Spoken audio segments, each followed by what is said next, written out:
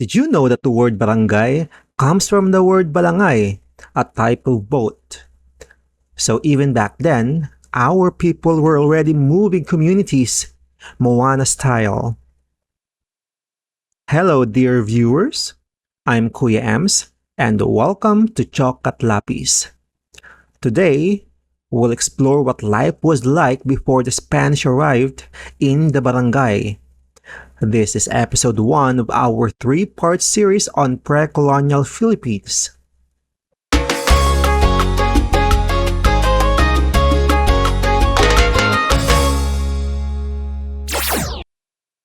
Archaeologists and historians agree that among the first inhabitants of the Philippines were Austronesian migrants who arrived thousands of years ago.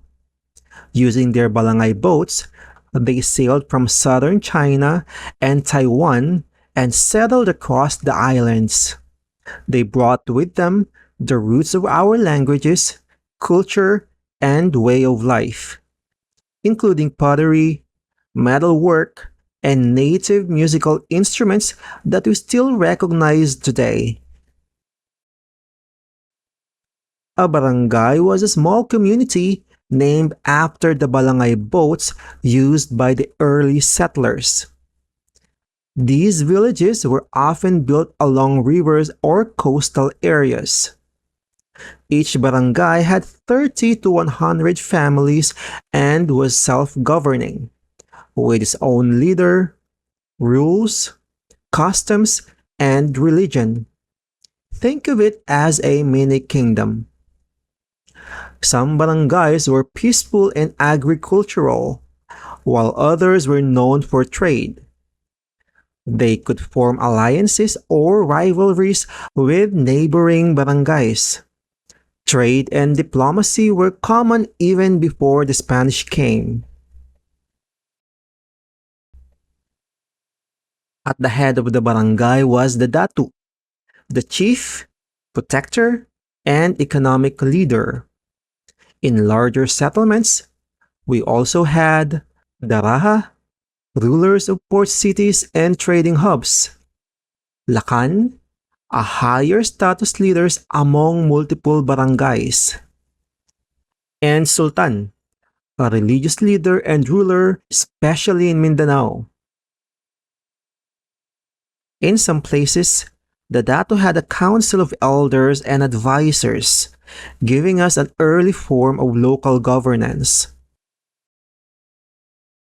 So what was the class structure like before? At the top, we have the Maginoo class. They are the nobility, including the Datu and his family. This class held land, wealth, and most of the power. Below them is the Maharlika. Maharlika is the warrior class in Luzon. It is not hereditary, and they could leave the Datu service by paying him gold or other payment. We also have the Timawa. The Timawa is the equivalent of Maharlika, but they are in the Visayas region. They are the Visayan freemen, warriors or farmers with more mobility than the Maharlika. They could change their allegiances without paying their current Datu. At the bottom is the Alipin. Alipin is not exactly like the slaves in the modern sense. They could earn their freedom while serving their masters. There were 2 types of Alipin. We have the Aliping namamahay, who lived in their own homes. They served their Datu or their master with some independence. We also have the Aliping sagigilid.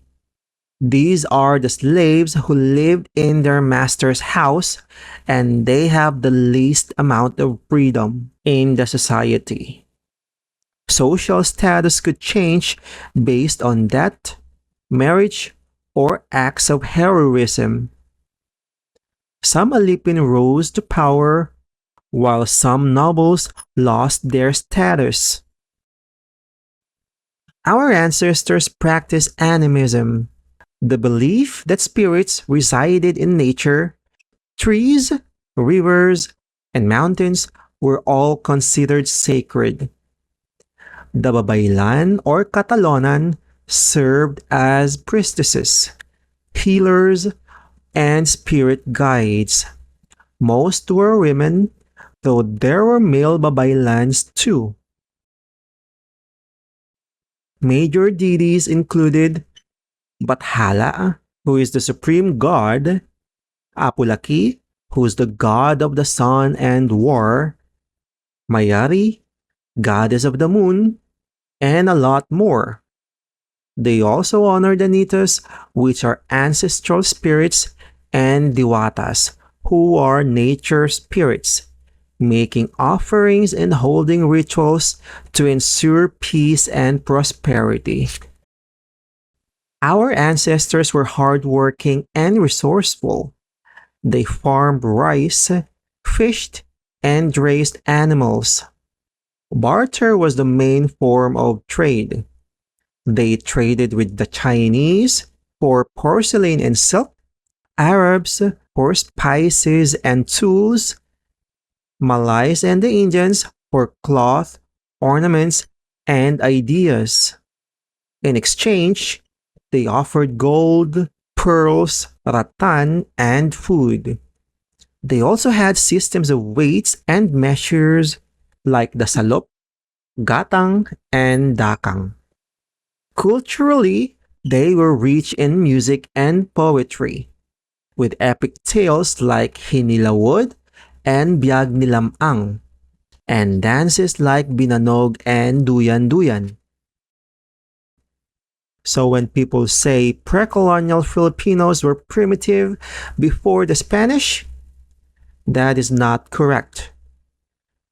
We already had our own legal systems, political structures, belief systems, trade networks, and artistic and oral traditions. We weren't given civilization. We already had one. So remember, dear viewers, our history is rich with knowledge, identity, and pride, and it deserves to be celebrated. If you had fun or learned something new today, don't forget to like, subscribe, and click that bell icon so you never miss out on our fun new episodes. We've got more adventures coming your way. History, science, and math, all with a twist of nerdy fun. I'm Kuya Ems, and I'll see you in the next one.